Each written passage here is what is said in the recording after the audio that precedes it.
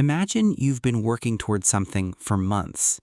Maybe it's a promotion, a relationship that finally feels right, or just a stretch of life where things are genuinely, quietly going well. And then, almost on cue, you do something to blow it up. You pick a fight that didn't need to happen. You ghost someone who was good for you. You procrastinate until the opportunity dissolves.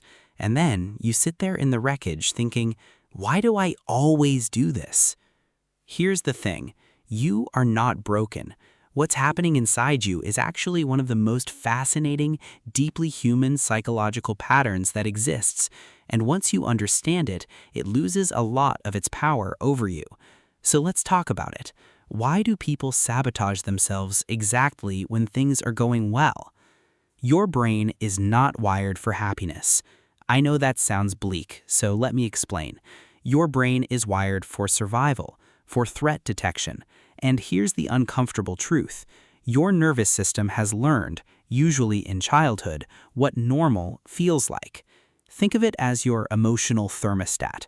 If you grew up in chaos, in unpredictability, in a household where love was inconsistent or conditional, then chaos became your baseline. It became familiar, and familiar to your nervous system feels safe, even when it objectively isn't. So when life gets calm, when things are genuinely good, your brain doesn't go, wonderful, we've made it. It goes, this is unfamiliar, something must be wrong. And so, almost unconsciously, you manufacture the chaos your system has learned to expect. You self-destruct, not because you want to fail, but because success feels more threatening than failure ever did. There's a concept in psychotherapy called repetition compulsion. The idea is that we unconsciously repeat patterns from our past, especially painful ones, not out of masochism, but out of an attempt to master them.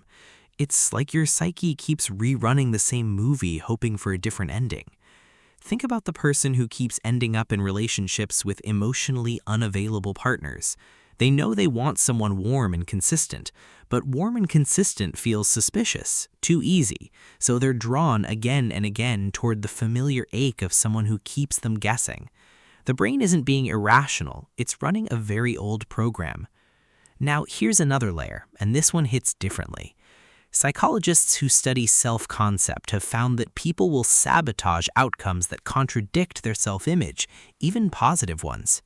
If deep down you believe you don't deserve good things, then getting good things creates cognitive dissonance, a tension between reality and belief. And the fastest way to resolve that tension? Destroy the good thing. Return to the story you've always told yourself. This is why imposter syndrome doesn't just make you anxious, it makes you act in ways that confirm your worst fears. You quit right before the finish line. You become cold towards someone who loves you. You're not sabotaging the opportunity, you're protecting your identity. There's also something called upper limiting, a term from psychologist Gay Hendricks. We all have an internal ceiling for how much good we're allowed to feel before we unconsciously pull ourselves back down. You get a raise and immediately pick a fight with your partner. You fall in love and start noticing every tiny flaw.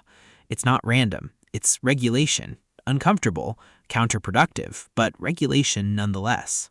So what do you actually do with this? First, notice the pattern in real time, not after the damage is done, but while it's happening.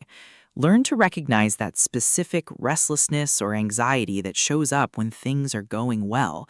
That feeling of, this is too good, something's about to go wrong.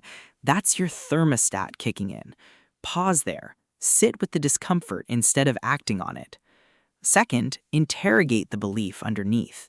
Ask yourself, what would it actually mean if this worked out? Sometimes the answer is surprising. Sometimes it means you'd have no more excuses. Sometimes it means becoming someone new. And that's scary, even when it's good. Third, collect counter-evidence. Your brain finds what it looks for, so start deliberately feeding it moments where things went well and you didn't blow it. People who showed up for you, times when you were enough. That's new data for an old system. The goal isn't to eliminate the self-protective impulse. It came from somewhere real. The goal is to update the software, to teach your nervous system that good things are not a threat, that you are allowed to arrive. And here's what I want to leave you with. The fact that you recognized yourself in any part of this, that's not a sign you're too far gone. That's the beginning of a completely different story. Awareness is the first exit ramp off the self-sabotage highway, and you just took it. Drop a comment. What does your self-sabotage look like? When does it show up? There's something powerful about naming it out loud. And if you want to keep exploring this with me, there's a lot more where this came from.